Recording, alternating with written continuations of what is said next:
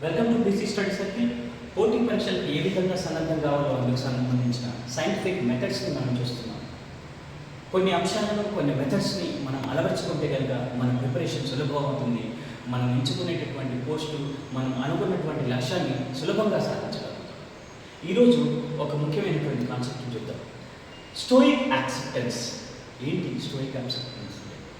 దాని అర్థం ఏంటంటే నియంత్రణ లేని వాటిని వదిలివేయడం అన్నమాట. అంటే ఉదాహరణకి నోటిఫికేషన్ ఉంది. నోటిఫికేషన్ ఎప్పుడు వస్తుంది, నోటిఫికేషన్ ఎప్పుడు ఇస్తారు, ఈ విషయాలు ఏవి కూడా మన నియంత్రణలో ఉన్నాయి, అవి ప్రభుత్వ నియంత్రణలో ఉంటాయి. వీటి గురించి నిరంతరంగా చర్చలు పెట్టుకుంటూ ఉంటారు. రేపు వస్తుంది, ఎల్లుండి వస్తుంది, నెక్స్ట్ వీక్ వస్తుంది, ఈ ఎలక్షన్ ముందు రిలీజ్ చేస్తారు, ఆ ఎలక్షన్ ముందు రిలీజ్ చేస్తారు, పంచాయతీ ఎలక్షన్ల ముందు, మున్సిపల్ ఎలక్షన్ల ముందు, ఇలా రకరకాల పుకార్లు చక్కర్లు కొడతా ఉంటాయి. వీటిలో మనం తలదూర్చకూడదు. వాటిపైన అనవసరమైనటువంటి డిస్కషన్స్లో మనం పార్టిసిపేట్ చేయకూడదు. ఇది మీ నియంత్రణలో లేనటువంటి అంశం. ఎప్పుడు నోటిఫికేషన్ వచ్చినా నేను సిద్ధంగా ఉంటాను అన్నట్టుగా మీ ప్రిపరేషన్ కంటిన్యూ చేసుకోవాలి. అంతే తప్ప నోటిఫికేషన్ వెనకనో ముందో వస్తుంది, నేను సిద్ధంగా ఉండాలి, ఈ యొక్క మనస్సులో మాటను నిలుపుకుంటే చాలు. రెండోది పోస్టులు ఎన్ని వస్తాయో, ఎక్కువ పోస్టులు వస్తాయని ఒకరు, తక్కువ పోస్టులు వస్తాయని ఒకరు, ఇప్పటి వరకు ఇన్ని పోస్టులు చూడలేదని ఒకరు, లేదు ఇప్పుడు ఇన్ని పోస్టులు ఇవ్వాలని ఇంకొకరు, ఈ జోన్లో ఇన్నే పోస్టులు ఉంటాయి, ఆ జోన్లో తక్కువ పోస్టులు ఉంటాయి, దీనిలో వేరే రిజర్వేషన్ కేటగిరీలో రోస్టర్ పాయింట్స్లో వేరే కేటగిరీస్లో ఎక్కువ ఉన్నాయి, ఈ కేటగిరీలో ఇవన్నీ పోస్టుల సంఖ్య. మనకు కావాల్సిన పోస్టులు, మీకు ఒక పోస్ట్ కావాలి, నాకు ఒక పోస్ట్ వస్తే చాలు, నాకు ఒక్క పోస్ట్ ఉంటే చాలు, అది నాదే అన్నట్టుగా ప్రిపేర్ కావాలి. ఈ వందల సంఖ్యలో పోస్టులు ఉంటాయా, వేల సంఖ్యలో పోస్టులు ఉంటాయా, మా జోనల్లో ఉంటాయా, మా రిజర్వేషన్ కేటగిరీలో ఉంటాయా, ఇవన్నీ అనవసరం. ఒక్క పోస్ట్ ఉందా, అది నాకే అన్నట్టుగా సిద్ధం కావాలి. మనస్సులో అంతటి బలమైనటువంటి, దృఢమైనటువంటి సంకల్పాన్ని కనుక తీసుకుంటే కనుక మీ ప్రిపరేషన్ చాలా చక్కగా కొనసాగుతుంది అన్నమాట.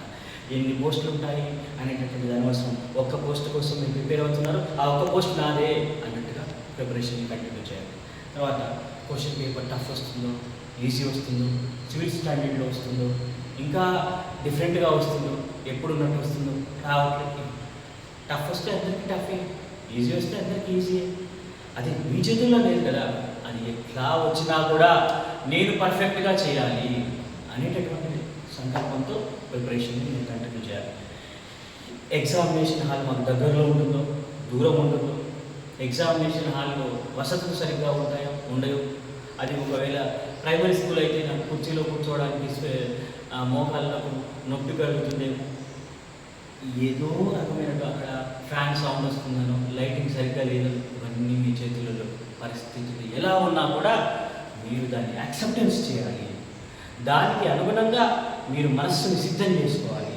తర్వాత ఎగ్జామ్ రాసిన మళ్ళీ రిజల్ట్స్ గురించి మళ్ళీ చర్చ కట్ ఆఫ్ ఎంత ఉంటుందని మీరు బెస్ట్ పెర్ఫార్మ్ చేశారు. ఈ బెస్ట్ పెర్ఫార్మెన్స్తో రిజల్ట్ వస్తుంది, మనసులో అంతే పెట్టుకోండి. ఇంకెంతైనా రాని ఈ పోస్ట్ మీకు వస్తుంది. ఈ విధమైనటువంటి మానసిక సన్నద్ధతో ఉండాలి తప్ప మీ నియంత్రణలో ఏవి లేవో వాటి గురించి అనవసరమైన చర్చల్లో అనవసరమైన సమయాన్ని వృధా చేసుకోవడం కాకుండా మీ నియంత్రణలో ఏవి ఉంటాయో వాటిని చక్కగా ఉపయోగించుకోవాలి. ఒకటి గుర్తుపెట్టుకోండి, తుఫాను రావడం అనేటటువంటిది మీ చేతుల్లో లేదు. తుఫాను రాని, ఎప్పుడైనా రాని, కానీ పడవ నడపడం అనేటటువంటిది మీ చేతుల్లో ఉంది. ఈ పడవ నడపడంలో మీరు ఎక్స్పర్ట్ కండి. తుఫాను వచ్చినప్పుడు మీరు దాన్ని సునాయాసంగా తీరానికి చేరుకోగలుగుతారు అన్నంత ఎక్స్పర్ట్నెస్ని మీరు సంపాదించుకోగలిగితే అప్పుడు విజయ తీరాన్ని చేరుకున్నట్టుగా మీరు తప్పకుండా అద్భుతాలను సాధించగలుగుతారు. Wish you all the best.